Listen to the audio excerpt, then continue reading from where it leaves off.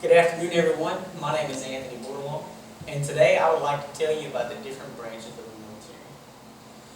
There are 5 different branches in the military. It's the Army, the Navy, the Marines, the Air Force, and the Coast Guard. All of these different branches have different missions in the military, but their primary mission is to protect our freedoms and our values of America. The Army was established in 1775. They are composed of ground troops that are used to secure areas throughout the world. Total force of the Army is 1,125,000 plus soldiers. Active duty is 5,602,000. National Guard 358,000, and reserves is 205,000 soldiers. The reserves and the National Guard differ from active duty because they are 1 week in a month and 2 weekends in the summer. The National Guard differs from the reserves in that they have 2 missions, a federal mission and a state mission. Their state mission consists of any type of hazardous duties that may occur within the state. The National Guard was established in 1636. That was before the Army. Later, the Army was established, and the Reserves was established in 1915.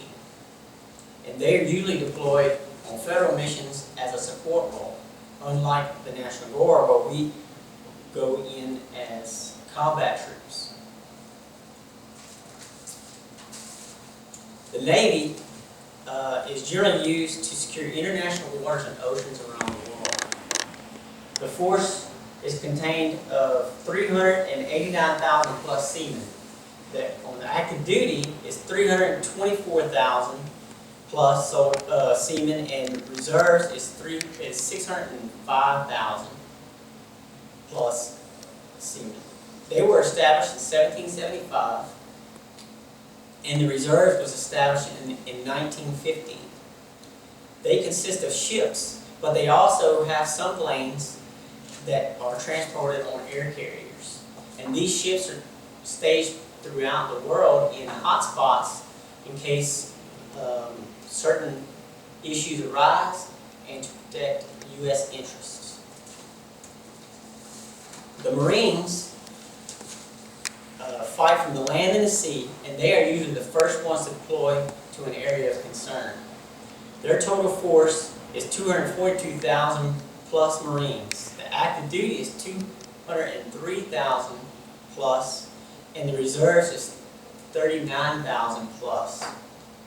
They were established in 1775, just like the Navy and the Army.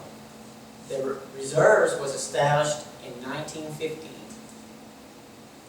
They are generally transported by the Navy, and they are often the first to secure an area before other branches are deployed to that area. The Air Force secures airspace around the world. The total Air Force is 507,000 plus airmen. The active duty consists of 331,000 plus airmen. The Air Guard consists of 106,000 plus, and the reserves is 69,000 plus.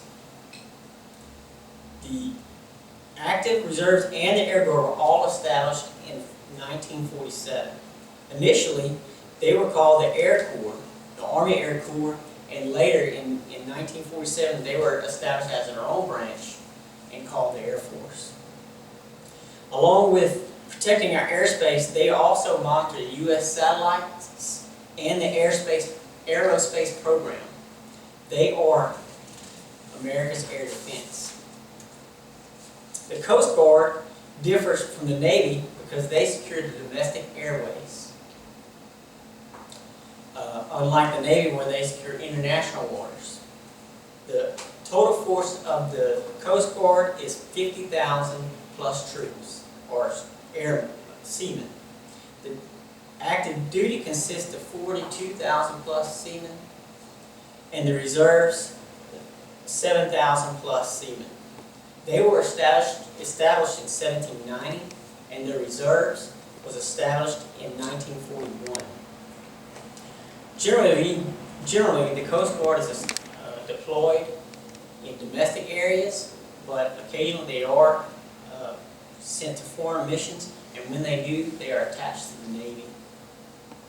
And they are usually in charge of the customs, and they inspect containers and equipment as it redeploys back to ensure that it's safe to re-enter the U.S.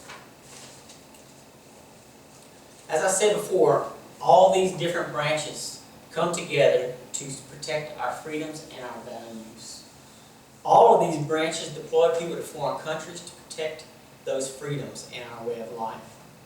Unfortunately, during that time of deployments, there are men and women that are lost. We must never forget those who have fought and died for us. We must also remember those who are currently serving and those who have served. Remember, always, when you see a soldier or a veteran, thank them, because they sacrifice the ultimate sacrifice. They protect our freedoms.